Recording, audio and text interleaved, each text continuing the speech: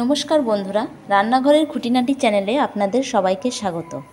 আমি সুদেশনা। আজকে আপনাদের জন্য জন্মাষ্টমী স্পেশাল মালপোয়া তৈরি করা দেখাবো। মালপোয়া তৈরি করার জন্য প্রথমে একটা পাত্রে 2 কাপ মতো ময়দা নিতে হবে। যতটা পরিমাণ ময়দা নেওয়া হয়েছে তার হাফ কাপ মানে 2 কাপ ময়দা নিয়েছি এবং 1 কাপ সুজি নিতে হবে। তার সাথে 1 কাপ চিনি নিতে হবে। এরপর কিছুটা পরিমাণ কিশমিশ এবং কিছুটা পরিমাণ মৌরি নিয়ে নিতে হবে। এই সমস্ত উপকরণগুলিকে দুধ দিয়ে ভালো করে মিশিয়ে নিতে হবে।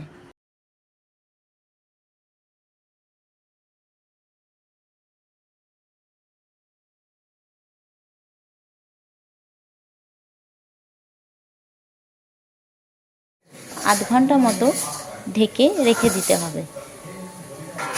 দেখুন, আধ ঘন্টা হয়ে গেছে।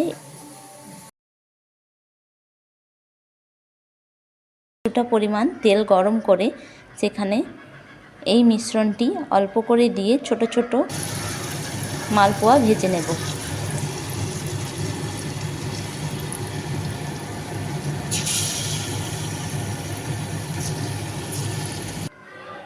লাল হয়ে ভেজে যাওয়ার পর সেটাকে তুলে নিতে হবে। দেখুন, মালপোয়া ভাজা হয়ে গেছে।